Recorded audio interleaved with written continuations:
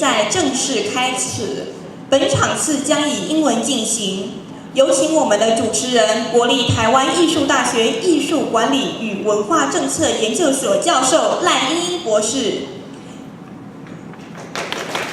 以及我们今天的发表人，韩国文化观光研究院艺术政策研究组组长杨惠元博士。他今天发表的主题是韩国文化产业的过去与未来。以及泰国马哈希敦大学亚洲语言与文化所研究暨学术事务副主任 Marok Meyer 博士，他发表的主题是博物馆作为遗产业与文化外交，台湾与东盟近期的发展。谢谢。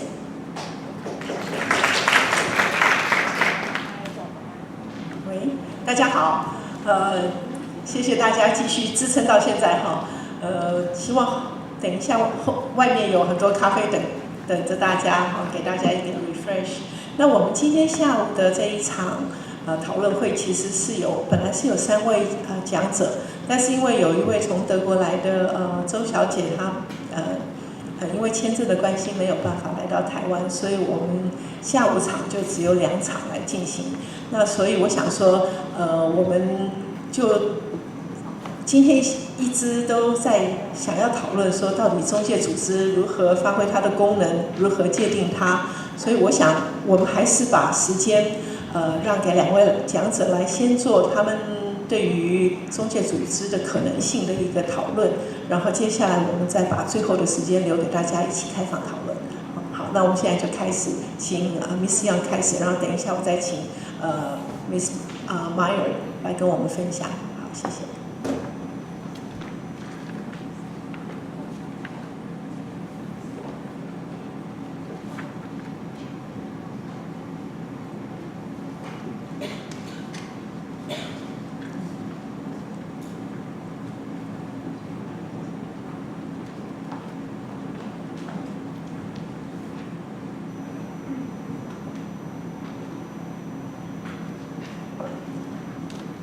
Hello everyone, my name is Yang Haewon and I'm from the KCPI, Korea Culture and Tourism Institute in Korea.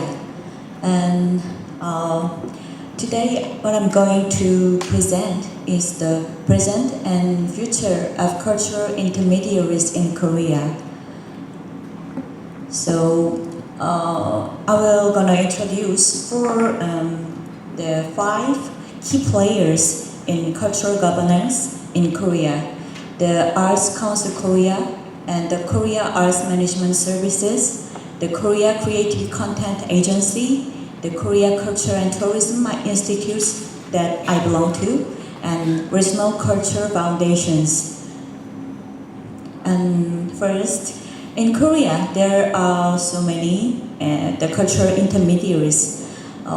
At the central government level, there's MCST, the Ministry of Culture, Sports and Tourism. And there are 18 affiliated organizations. And there are also 24 NDPBs like ARCOS, KOCA, KCPI, and etc. And at the regional levels, there are the 17, I can see, 17 regional governments, and there are also regional culture foundations. And at the local government level, there are 226 local government, and there are local culture foundations, 73 now. And the first, the Arts Council Korea, so-called ARCO, is established for the purpose of supporting the projects and activities for promoting culture and arts. It is established as the Korea Culture and Arts Foundation in 1973, and later it was restructured as Arts Council Korea in 2005. And following the reenactments of Korea Culture and Arts Promotion Act and its operating the Culture and Arts Promotion Fund. And ARCO is governed by 11 council members who are appointed by the Ministry of Culture, Sports and Tourism, and each member serves as a steward for the government funding directed at the arts. The major projects the ARCO carries out is as follows. Literature and creative writing support, and second, visual arts support, performing arts support, and nurturing creative talent, and international exchange, and arts outreach and inclusion, and initiatives for increasing culture engagement, such as Enjoy Culture Card program. It's kind of program that offers the voucher who is economically or socially or culturally marginalized people, so they can offer the cultural activities or sports or travel. And there are encouraging donations to the arts like art tree movement or crowdfundings from people. And there are also partnership projects, and there are the Culture Day program. It's on the last Wednesday for every month. They have offered the cultural activities at the discounted rates or free of charge to more engage the cultural activities.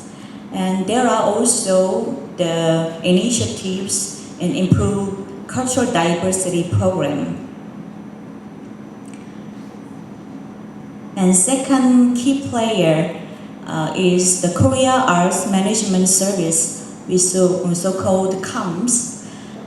It is founded in 2006. The CAMS concentrate on provision of supports and services related to international exchange and on enhancement of the competitiveness of the Korea performing arts, and it offers diverse research, consulting, and educational program for those in the field to boost the industrial competitiveness of the Korean arts. The major project they are carrying out is international development. The performing arts market in Seoul, the so-called PALMS, and Center Stage Korea is one of them, and they have training and consulting programs, and they do also survey and research, the survey of performing arts and survey of the visual arts market. And they are also the information systems linked with the private sector, like COPIS is Korea Performing Arts Box Office Information System, and in the visual arts, the K-Art Market Information System. And third key player is KOCA. Maybe in the previous session, maybe you've heard about that. The Korea Creative Content Agency is governmental agency that oversees and coordinates the promoting of the Korea content industry. It was established in May 2009 by integrating 5 related organizations, including the Korean Broadcasting Institutes, the Korea Culture and Content Agency, and the Korea Game Agency. And they are doing so broad the boundaries, and like broadcasting, music, game, comics, animation, character licensing, fashion, overseas expansion, and culture technology R&D, and next generation content like VR and AR, and human resource development. And there are Content Korea Lab, is kind of the R&D center, and the CKA Business Support Center and Academy.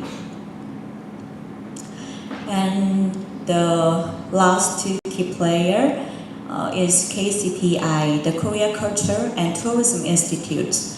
The KCTI is a National Policy Research Institute affiliated with Korea Ministry of Culture, Sports and Tourism, and is leading the country's culture and tourism policy framework with creativity and innovation. Actually, it was the merged agency from the two different institutions. In 1985, there were the Tourism Research Center, and the other side, in 1987, the Cultural Development Research Center was there, and in 1994, they established the Korea Cultural Policy Institutes, and then renamed to Korea Culture and Tourism Institute. And in 1916, the framework art on the culture was enacted, and the KCTI transformed into statutory corporation. We are doing research, arts and culture, and content industry, and leisure and tourism. And also, we are making many statistics and information system, surveys and refined statistics and reporting statistics, and arts and culture knowledge information system, and tourism knowledgement information system, and statistical information services on culture, sport, and tourism. And we also have the evaluation project. Maybe you know that the cultural impact assessment that is kind of evaluating the cultural impact of the other side's policy, like environmental evaluation. And we have also regional tourism planning and evaluation. And there are also policy projects, the tour direct project and training project for regional culture experts. And we also publishing the Journal of Cultural Policy and Korean Tourism Policy, etc. And at the regional level, there are regional culture foundations. They are non-profit public organizations established and funded by the regional governments.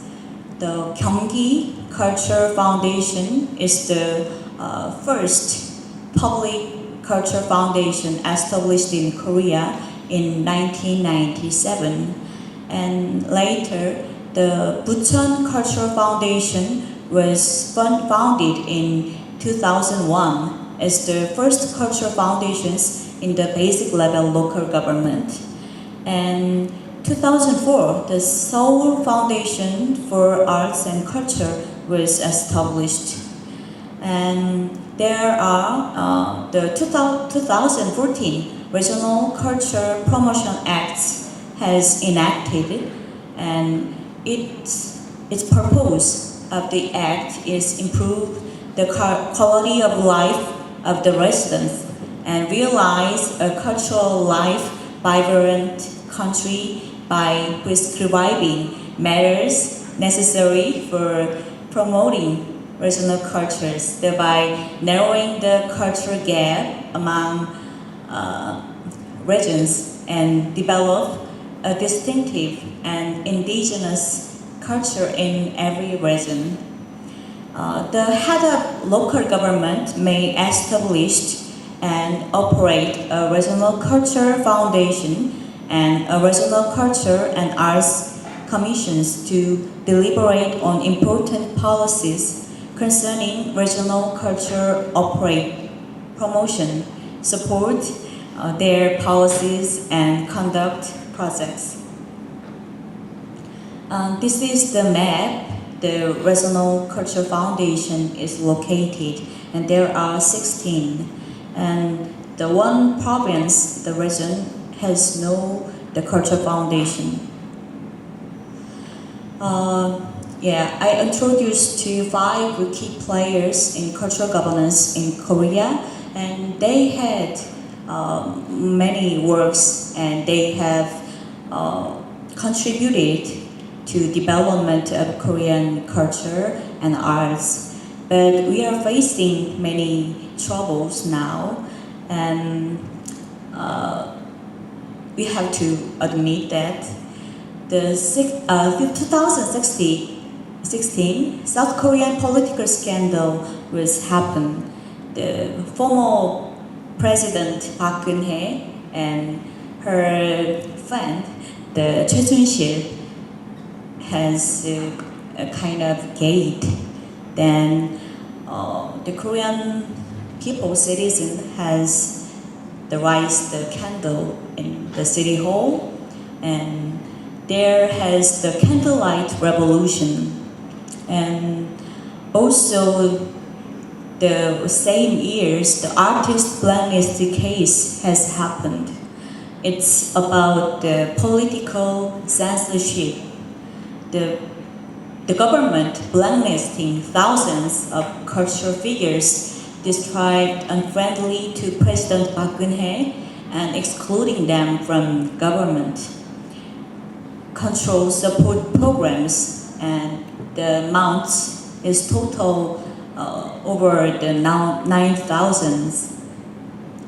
And it is because political censorship, and it caused infringement of the freedom of expression of arts, and it means collapse of the arm's length principle in Korea.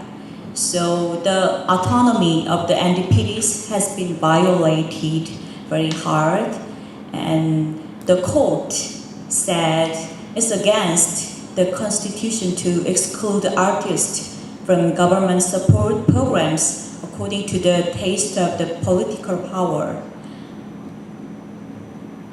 So there has been established the committee for finding the truth behind the artist blacklist, and there are Park Geun-hye and all the governments has involved this blacklist scandal, and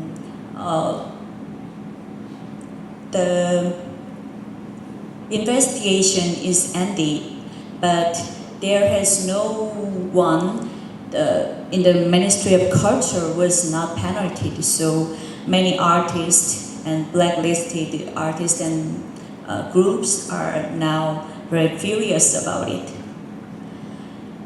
And so we can say that in cultural central government levels, the vertical stratified control system between the MCST and NDPD is a big problem, and it's because of quantitative performance-oriented evaluation system and poor representation of internal structure of support agency, and it's also because of lack of transparency.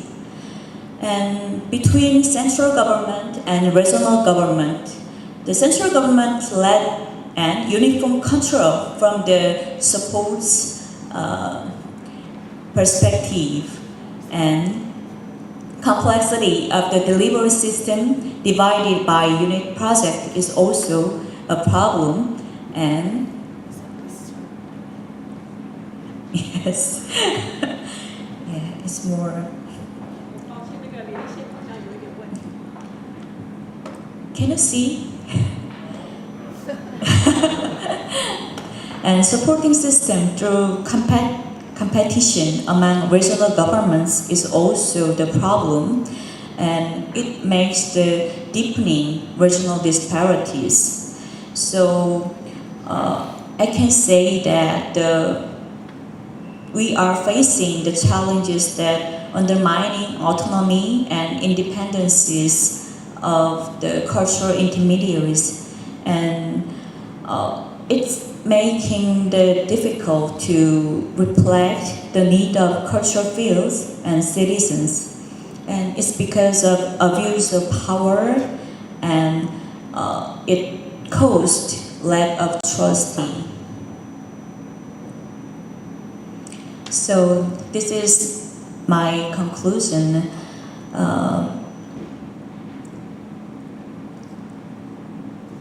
For overcome that we are facing the challenges, we have to make some effort as follows. First, the recovering the trust in the government is most we have to do. And second, the reorganization of our support system like article is very necessary. And re-establishment of the relationship is also needed. From vertical relationships to horizontal or cooperative partnership is to be. And the securing the independence and autonomy is more to be. And secure the transparency and fairness, and the power of decentralization should be achieved. Yes, this is the end. Thank you for listening.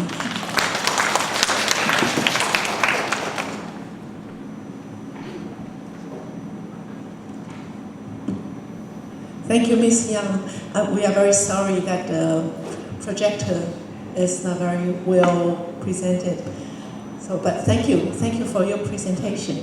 我们很抱歉哈，这个线路我们现在再检查一下，看可不可以调整。那不过刚刚杨小姐哈，她是那个文化观光局的这个部门的主任。那从她的角度来看，跟我们做了分析，说在韩国他们官方的5个主要这样子的艺文中介组织是有什么样子的不同的功能，然后他们发展的历史跟现在所面对到的问题哈。那我想也看到说，在韩国在因为政治的介入的时候，可能带进来对于这样子的以官方主导的机构带来比较大的问题哈。那所以也是很值得我们来思考说，那下一步应该怎么做 ？OK。好，那我想我们接下来就请我们来自于泰国的这个Professor Morak Meyer 哈，他曾经在去年的时候就来到台湾，那他的研究主要是一开始是从欧洲的欧盟的文化政策开始探讨，然后后来回到泰国以后呢，他就也开始在思考说，那在亚太地区我们有没有可能有一个像欧盟一样的文化的合作的计划，所以他就开始进行了在台湾，还有在菲律宾、越南，还有泰国这等等这些地方的博物馆的考察，还有文化政策的考察。那所以对于亚太地区怎么样可以透过这种博物馆作为平台，然后进行文化的交流，或者是说以博物馆作为文化治理的工具，怎么样可以建立我们区域性的一个共同的这个认同？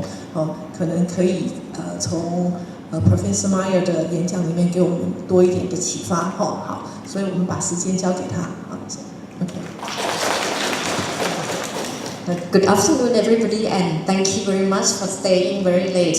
I'm the last person to give a talk today. So I try to be entertaining as much as I can. Oh, I'm happy that there's some light. Otherwise, everybody will fall asleep.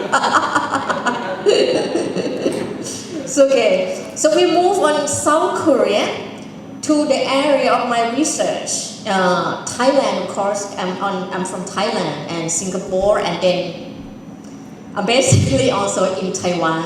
I was in Taiwan last year for 7 months conducting my research on museums in Taipei, in Tainan, and in other cities.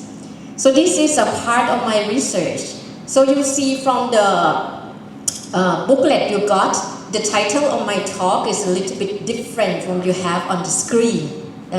So this is the latest version. So I revised it, and I think it's this fit bear with the symposium today. The title is Museum as Cultural Governance, covering recent developments in Taiwan and ASEAN. So Taiwan, you're okay. Taiwan and Thailand sound very similar, but you're from Taiwan, so you don't mistake one from one another. ASEAN, what it means, like ASEAN here, I talk about 2 countries only, Singapore and Thailand. Are you familiar with ASEAN? Do I need to give information on ASEAN to you? No, very good. Happy, okay. I'm very proudly present my slide because I try to use a lot of techniques that PPT can allow me to do in order to be entertaining. So when we talk about museum in Asia, when you look to literatures at existing literature in the market right now, you wouldn't get the whole picture of museum in Asia. You don't. Normally you get the picture of museum in big metropoles like Seoul, Tokyo, Kyoto, Taiwan, Hong Kong, or something like that. So people overlooked the development or the whole development of the museum sector in Asia in the wider perspective. So there's some index report that focus only on numbers of visitors, or they talk about tourism and urban development in certain areas, like in metropoles, like the cities I just mentioned them. But in general, right now, we witness the sustainable growth of museum sector in Asia. But there's a lot of issues that we never known about, but it's very exciting development, I would say. So my question starts from I travel around, so I see a lot of changes. So I just ask myself, how can we understand museum dynamism and its socio-political relevancy in the broader Asian context better? Sorry, I'm a little bit emotional. Okay, so this is a starting point, okay?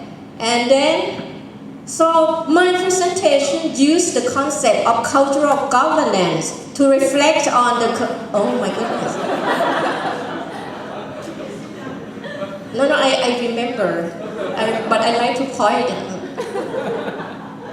Okay. The dynamism of museum in Asia, examining the cases of Thailand, Singapore, and Taiwan.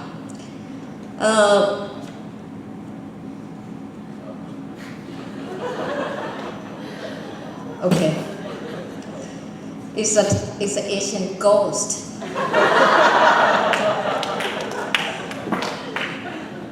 Okay.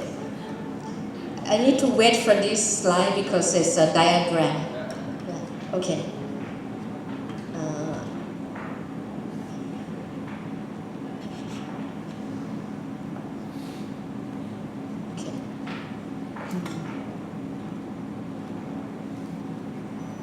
Okay, so you see that how we capture changes in the museum sector in Asia.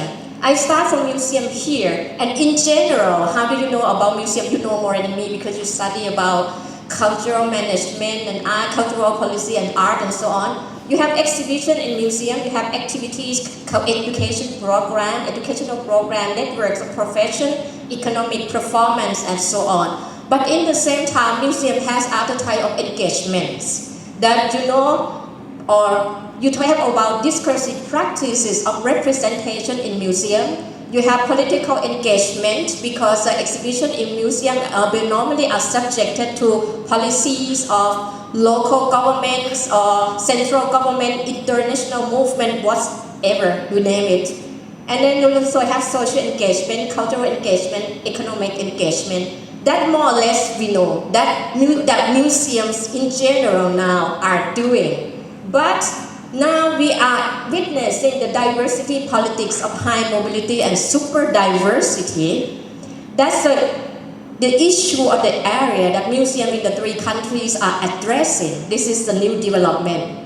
Second, we are seeing the participation in regional politics, museum participation in regional politics through the logics of representations. So if there are some terms, anything you are not familiar with, just can ask me later on.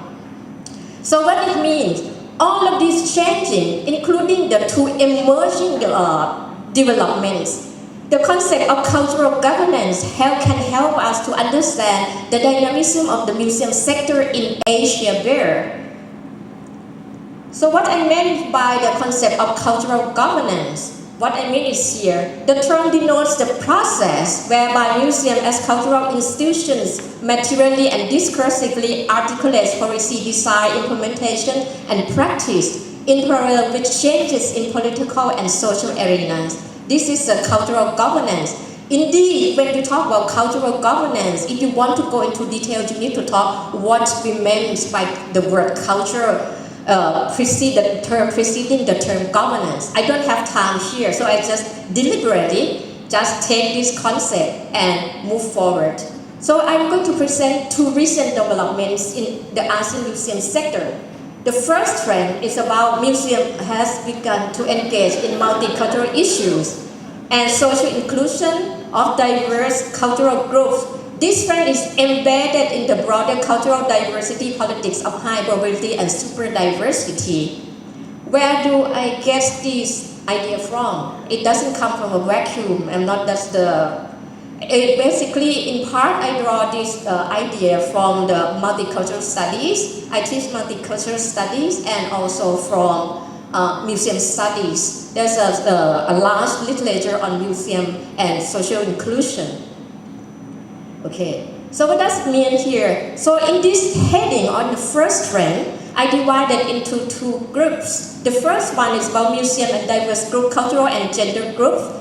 In Taiwan and in Singapore and Thailand, you see that people focus on children. We love children, like a beauty pageant contest. When they are asked what did they do, they usually ask, "Oh, I love children," something like that. So this is the general role of museum. In general, it's an older role that museum continue doing to serve this group very much. But the activities has been changed from giving knowledge or let them kill time in museum to enhance their creative and creative skill and creativity and thinking and so on. Now you see more here. In Taipei, you just have a new Arma museum. Have you been to the Arma museum? Women who were comfort women during the Japanese occupation of Taiwan and Southeast Asia or Asia in general has been addressed. The disability, you see more some museum in Taipei and in Tainan start addressing the issue of disability and prepare some facilities for disability and so on. And you also see some LGBT.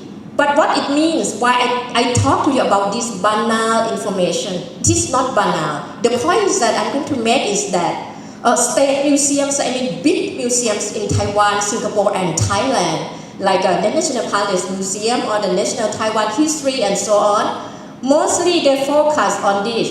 Probably children, a little bit of disability, a little bit of women, but not much. But then when it comes to LGBT or women, less.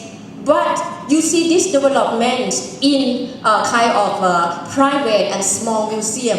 They have more flexibility and they have more freedom to basically propose idea that some issues that address a kind of more diverse groups culture than a state museum.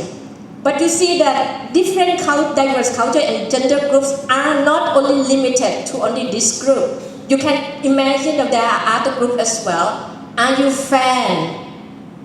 fan club of certain Korean superstar? I'm sure you are, right? There is no group here in Taiwan or in Singapore or in Thailand that address the fan culture. There's none. So museum and ethnicity, we see in Singapore here what happened in Singapore.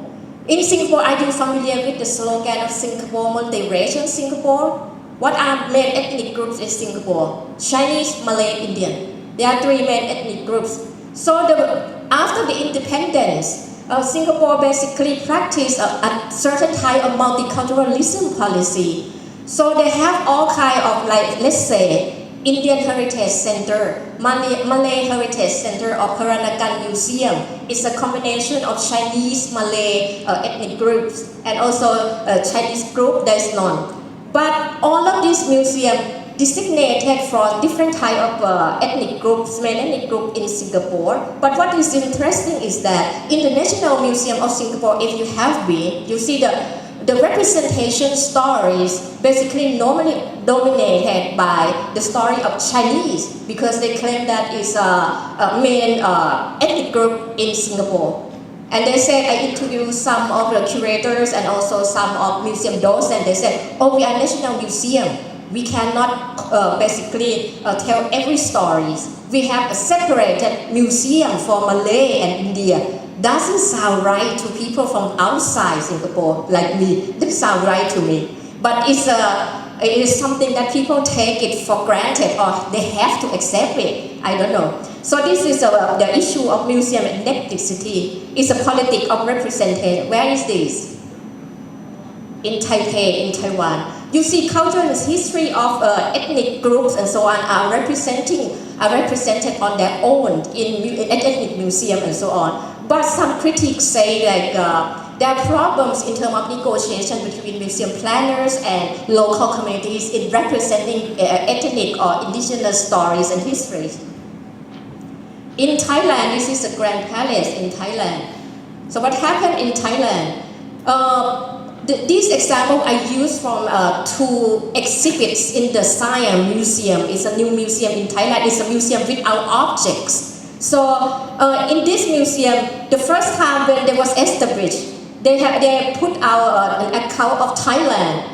With that account of Thailand, the exhibition addressed issue ethnicity and have also some part Chinese characteristic and so on. But when they revamped the museum exhibition and the current one decoding Thainess, we hardly see any ethnic representation on their own terms. Because of the Thainization exhibition policy and because of the resurgence of nationalism in the country came about because of the political changes in the country.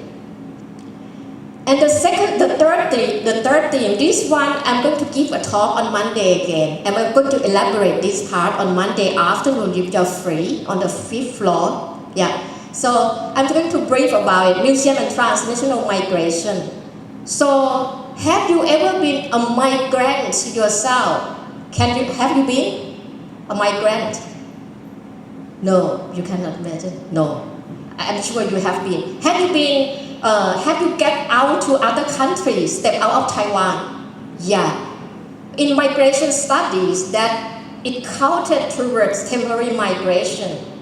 That's a tourism migration.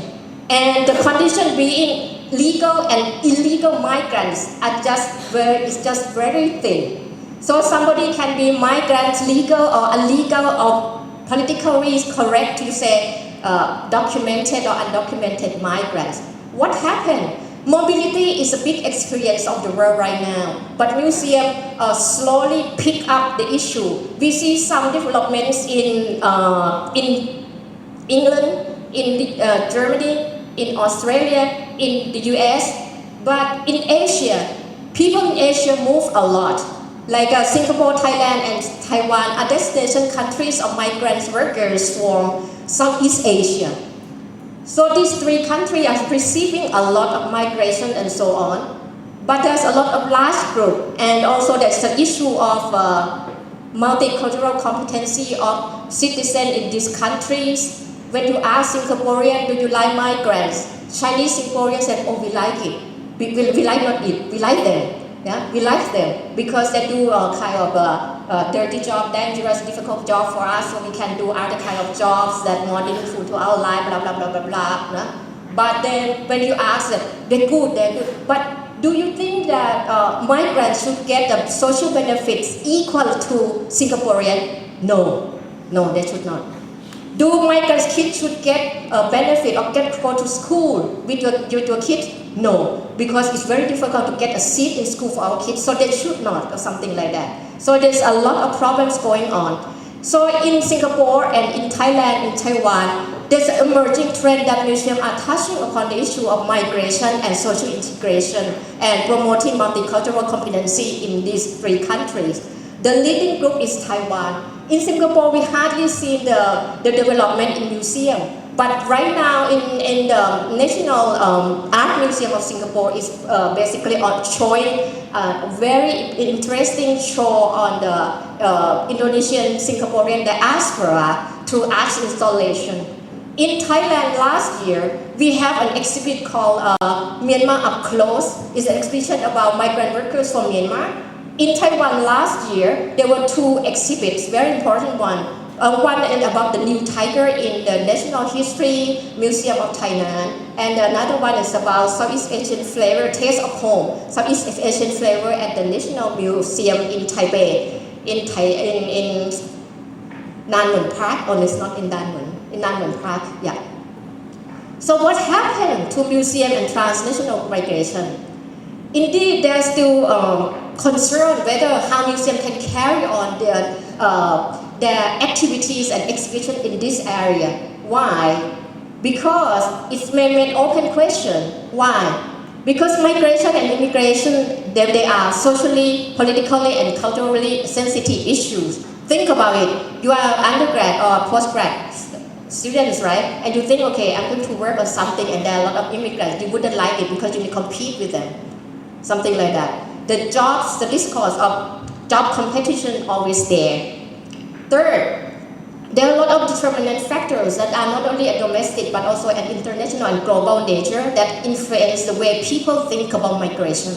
But obviously, migration also is there because of these uneven economic development. Advanced economic country often basically need kind of low skill or high skill labor to basically substitute local labor. So it's always there. How you need to deal with it? How you need to live with people who are actually in your society peacefully and in a friendly term.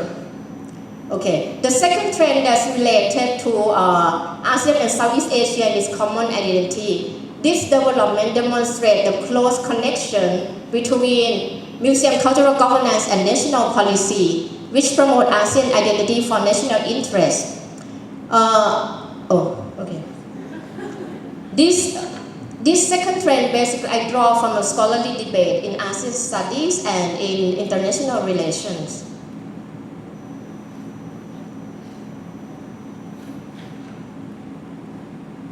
Okay, this is the next slide. Okay, you see in the case of Taiwan, are you familiar with the New Southbound policy?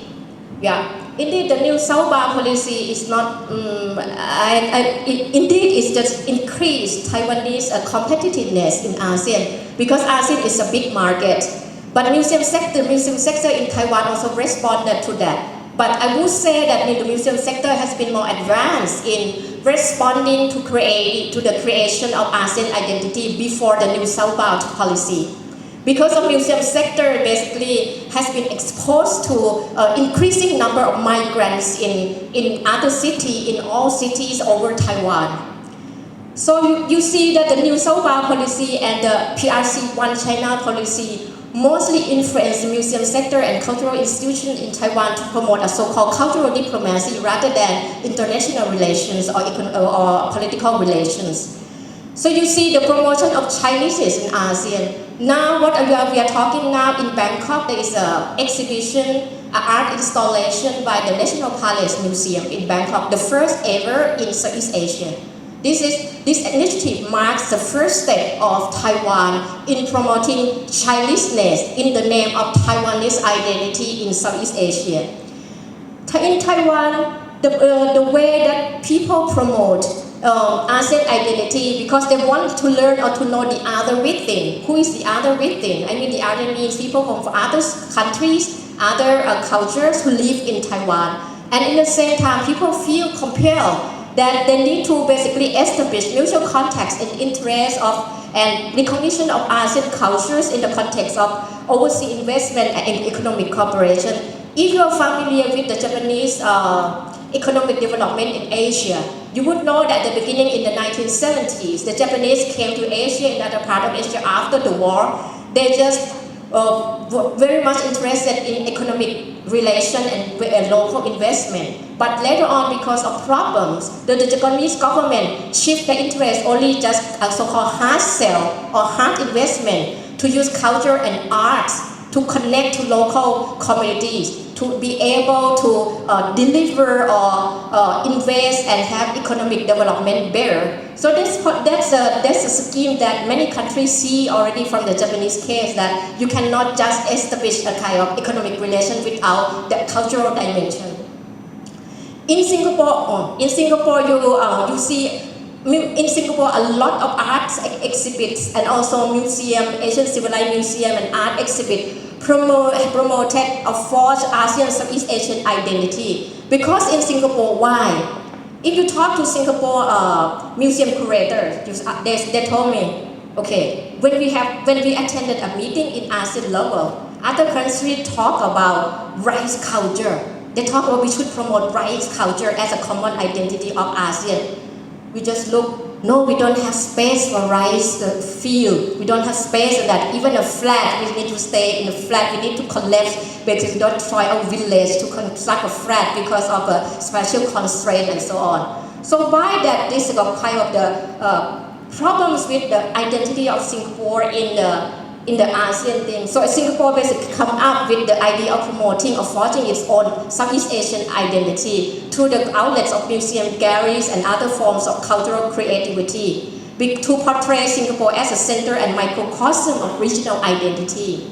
And in Thailand, very weird, because in Thailand we see a lot of promotion of ASEAN economic community, and Thailand will be the ASEAN presidency of next year. But in the museum sector, we see the retreat of regional concept in museum representation because of changing in the Thai politics. So you see the resurgence of narrowly defined Thainess with no connection whatsoever with regional context and international context. You see the contradiction in Thailand policy towards ASEAN. So these are the two trends that I see as a common development in the Asian museum sector. So my idea about the postscript and the way forward, I have 3 points here. My presentation gives a survey of 2 related themes regarding ASEAN museums, the ASEAN museum sector as cultural governance. The first one about multicultural society and social inclusion. Second, ASEAN Southeast Asian is common identity. These developments show certain common threads that require further in-depth research. The longitudinal approach will likely help review patterns, problems, challenges, and contributory factors of ASEAN museum and as cultural governance. And last but not least, the idea of the museum and cultural governance in the 2 areas might be helped inspire ASEAN museum professionals to reckon on the roles of the museum as cultural governance in the changing ASEAN socio-political context. I find the whole discussion today very inspiring, but in the same time, it's always happened with professionals in certain sectors that they are really in. When they talk about their field, they don't really look beyond that and how to share experience and move beyond the shortcomings they have. So this is the idea I want to promote research projects on museum or cultural policy that have comparative perspective that people in the museum sector or in other sector can really utilize or benefit from the research. Thank you.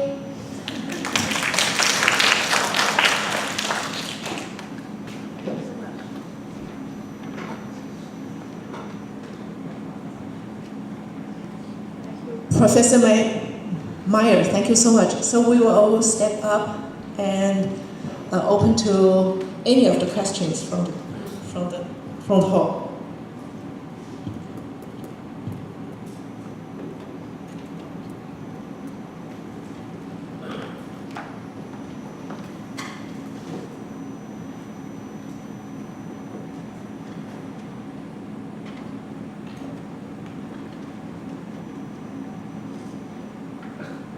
Curious whether I should speak in Chinese or in English.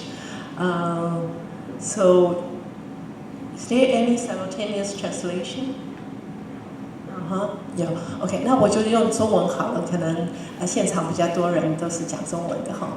好，那我想刚刚我们听了2种很不一样的这个对于所谓的艺文中介组织的讨论跟研究哈。那其实这里也给我一些启发。在前几天我在看脸书的时候，就看到四方报的张震他写到一个说，台湾其实有100万的移民，从来自于世界各地，那当然很大一部分来自于东南亚。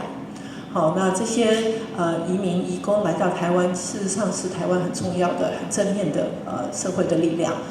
那同时呢，其实台湾也有100万，将近100万的工作人员是在世界各地工作，所以我们也可以了解到说，在这个一个全球化的时代里面，人口移动所带动的各种不同的影响，可能一开始是一个经济的导向，但是慢慢的我们也发现，更进一步的，我们需要对艺术跟文化来有更进一步的相互之间对于彼此的文化、历史、人民的了解。那对于不管在经济上、政治上的交流，可以有更正面的这个助力。那因此呢，我们就要看到，从刚刚那个 Professor Meyer 的演讲里面，他就谈到说，这个在博物馆呢的工作上面，事实上是可以给大家很多的这个作为一个最好的一个文化交流的平台。那在这里呢，我就要特别提到在228公园的那个台湾博物馆。前几天在上个月我去看他们办了一个蜡染艺术节。那这个蜡染艺术节呢，其实是因为东南亚里面的这个印尼，他把蜡染主张是他们的国家的文化资产。那当然这样子的蜡染的文化，事实上是一个对印尼来说是一个非常有历史传承的这个艺术的形态。但是呢，它也牵涉到了一个国际性的问题，就是其实蜡染不仅只是在印尼有，其实在很多东南亚的国家里面，菲律宾、泰国、越南，其实这些国家也一样都有蜡染的艺术。所以我们就可以看到说，可能我们有国家国界的区分，但是也有艺术文化，它其实是融合在不同的这个土地上面所共同成长出来的。所以在处理艺术跟文化的问题的时候，或许博物馆还有艺文的中介组织，它可以在这里扮演一些更积极的作用。所以呢，我想说，或许我们在这里听到他们2位今天特别来到台湾跟我们的分享，也可以把现场开放给大家，能够让大家有更进一步的这个提问，可以跟大家来分享。那所以呢，首先我想说，让这2位讲者是不是有任何要补充的，请他们再讲几句话，以后我就把现场开放给大家哈。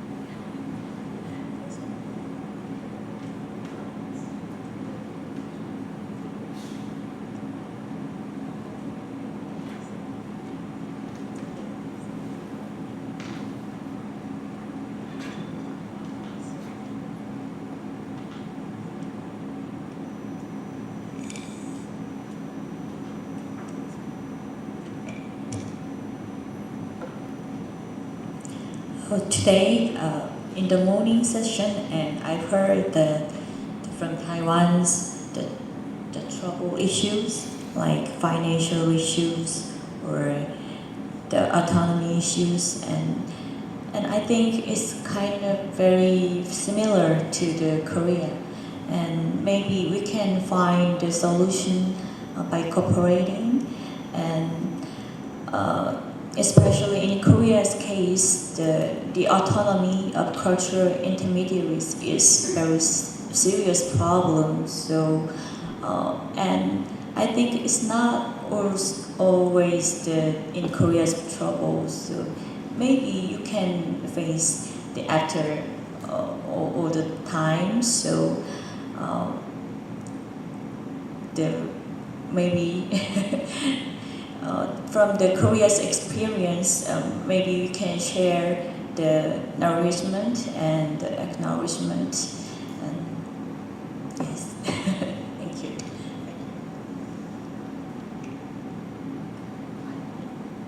那 migration is also a big issue in Korea because you do have a lot of newcomers from Southeast Asia as the working power, the working force for the society.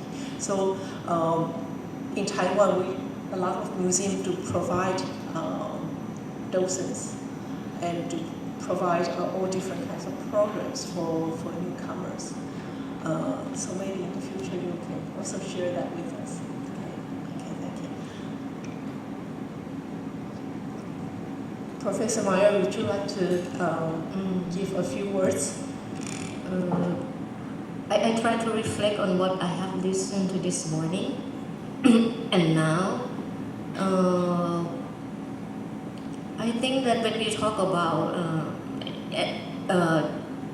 my background in history, so I just think when you talk about cultural intermediaries and you talk from different angles and you want to move forward, you need a research or at least somebody a group of people from different countries who are thinking or who think that you are doing or practicing as cultural mediators, intermediaries, to talk about what you think and how you interpret the term and how far you localize it and what are the problems there.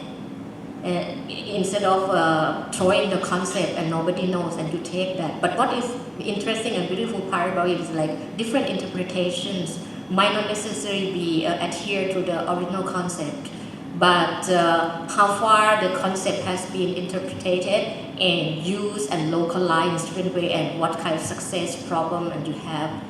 Many of the audience today in the afternoon, I think they are graduate students.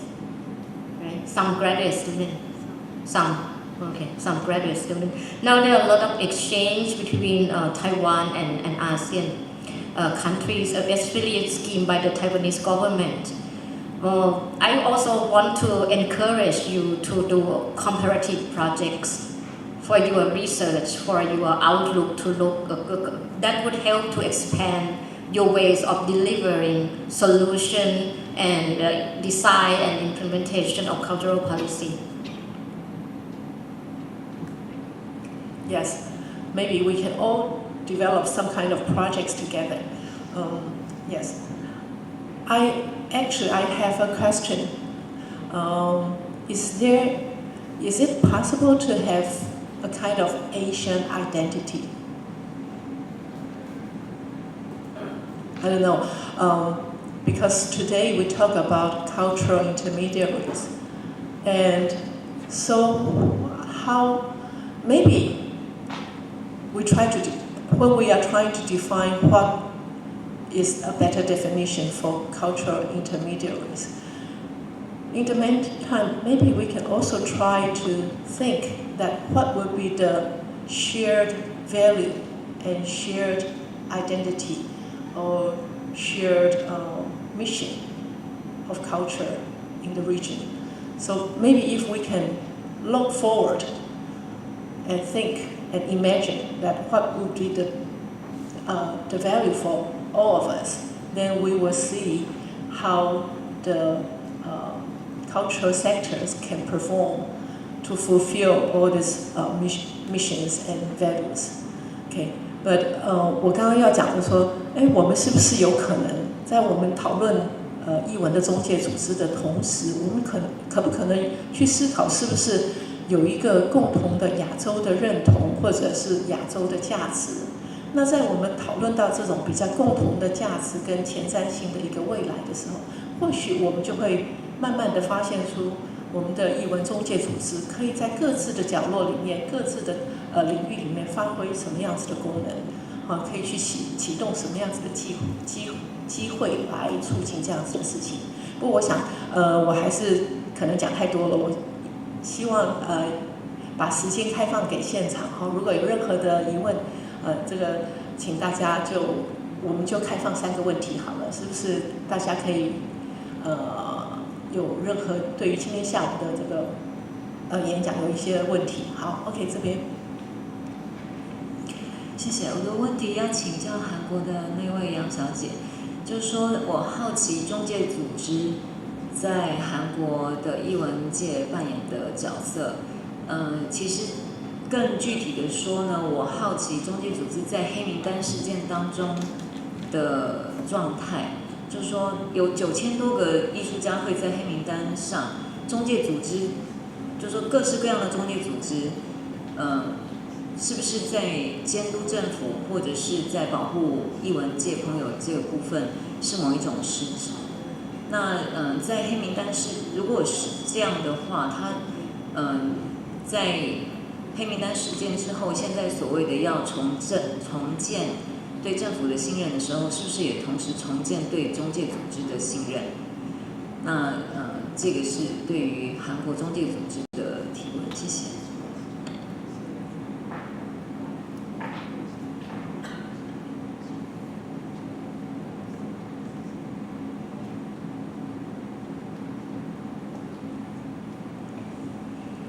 Yeah, the blameless case is because of their power to support the art sectors, and the central government has power and they didn't give the cultural intermediaries, they just to give the subsidies or support of art sector, but they don't have any power to determine some guidelines or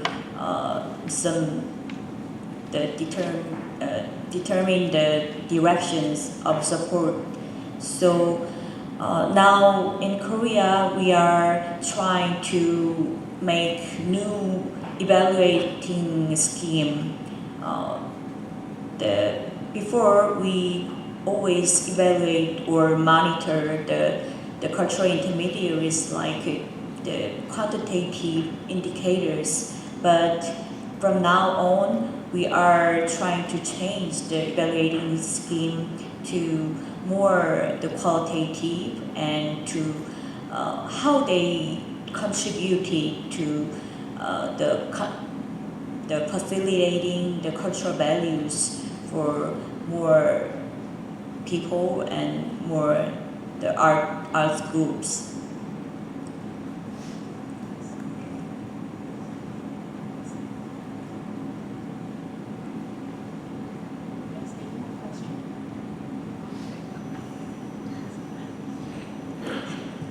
I have a question for Ms. Yang. My name is Emily from National Taiwan Museum, and our museum was built during the Japanese colonial time. And when I was in Frankfurt this June, I met some professors, museum directors from Korea. They say they are also preserving the buildings that was built during the Japanese colonial time, but they're not like us. They call them, the directors say they will define them as the dark heritage, something like that, you know. And my question would be because they are before I met the director, what I was told is all those buildings built, the houses or architecture built during Japanese colonial time were all wiped out in Korea. But the professor told me that there are some preserved. And for today, I know this is a little bit too not that related to each other, but I still really want to know for the cultural intermediaries, how do you look at to those dark heritage? Do you because their roles, because you are now preserving it, you want to teach the generations that there's something we must remember, and so for those dark heritages and history, were their roles and purpose of preserving them, with this concept, will it become will be included into the cultural intermediaries institutions, or would they be included into the policy making maybe in the future? Maybe not right now, but in the future, would it be a part that would be considered also into the cultural intermediaries and become a platform to send out some messages, things like that? Thank you. The first question you asked is the explaining the Dr. Kim from KCTI that I belong to. Okay. Yeah, I will explain about the Japanese colonial building and how we think. Actually, for old people, they think it's black history, but normally we don't think all the Japanese building are black history. But the problem is the National Museum of Korea, former National Museum of Korea was in the colony government building, Japanese colony government building. So it's different from other Japanese building. It was the center of colonization. So there's some difference. And also they built the building just in front of Joseon Palace to block palace. So that's why many people had a bad history about that building. But the rest of Japanese buildings, we don't think it's a sad history, black history. We are using Japanese colonial period building very well for the artistic or some cultural venue now. So we're thinking that it's also our history. And if there's a very beautiful building, we make it as a beautiful building. For example, in southern area, Mokpo, the really beautiful building during built-in Japanese colonization, and you are using that as a local history museum. And also there was some writer lived there, so it's also there's an archival writer, and the building is very beautiful, and the citizen of Mokpo loves it. So I think it's the opinion of the professor. Only some building where there was a prison or where there was some sad history of torturing, we hate that, but the rest no. Yeah. In addition, in Korea there are many the governmental projects, so-called the city revitalization projects, and in that case, we are using the old Japanese house or buildings, and it's very important the revitalization of cities. And the second question you asked is that is very controversial. The cultural intermediaries is just to the implementing is their roles or the taking part of the decision making in policy. And we think the cultural intermediary is not a the area, but the problem was central government has all the power to decision making, so that's what caused this problem now we are facing. So we have, I think, as far as I'm concerned, we need to more involving in the decision-making process with the cultural intermediaries, I think. Yes.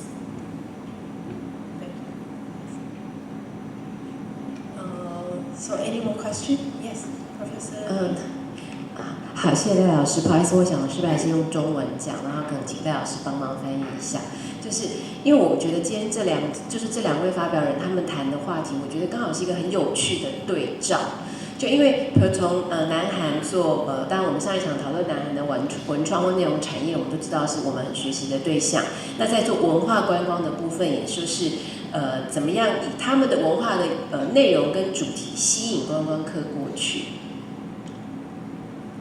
那其实这里头就牵涉了一个是什么是文化的主体再现，就 identity 跟 subjectivity 的问题，就 representation of identity and subjectivity。那刚刚上一场，比如说郑大郭老师告诉我们说，大韩民族它有个比较相对清楚的主体跟认同可以再现。所以，那我也许想要请教，就是说，在他们这个文化观光的这个中介组织，它怎么样去挑选它被外界所理解跟认知的它的文化的再现跟主体是什么？好，可以了解这个部分。那我觉得Dr. Mayer 这边在呈现的反而是反过来，就是说以不管是台湾的、新加坡的，或是泰国的，像刚刚有提到泰国的经验，就有一个他们觉得那个博物馆如何再现他们自身，他好像觉得他们内部是有点不同意见的。那也包含他刚刚提到，因为现在整个是全球化的流动，人的移动，所以我们不断的在处理，是我们到底要再现谁的主体给谁看。对，就包含我们这么多移工，那我们想要去理解他们的文化，然后在博物馆的这个场域，它就是不断的在处理，我们到底是用谁的角度，用谁的主体去再现。所以我想说是，就是那刚好一个是从观光的角度，一个是从博物馆的教育的角度，那是不是可以告诉我们，就是说怎么样从到底怎么去看这个主体再现，怎么样一个过程去再现这个东西？我当然是想要提这样的问题哈，以上谢谢。It's very hard and difficult question to explain, but so because of that, we have the cultural impact assessment system. So in that system, we are hearing the residents of the area that some buildings or some heritages and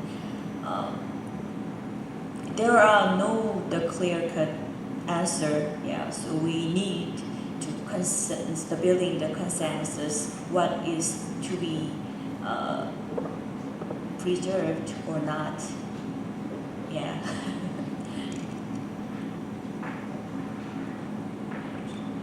Regarding the question about the Thai museum and the representation of the subject of the Thai identity and subjectivity of the nation, you asked also, you talk also about, in the question you talk also about who has the power to design in museum. It depends on the type of the museum.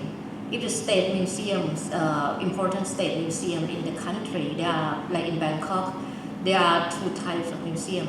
The first one is the state museum that belong to the Ministry of Culture, and another type of museum that emerged in the last 10 years to promote creative industry that belong to the government house.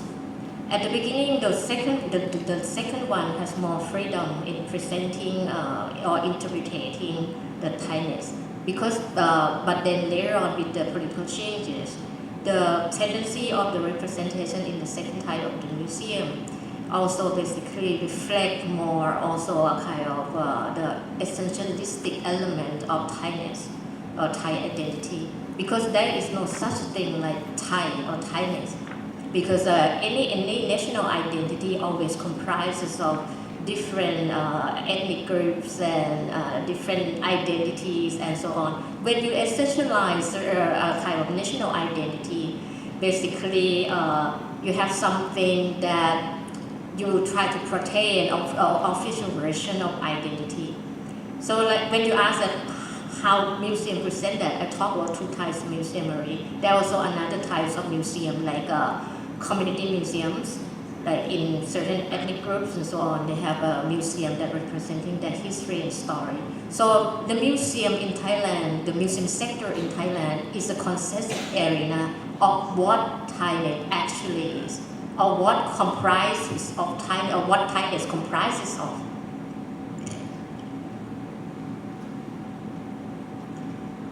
Okay, yes.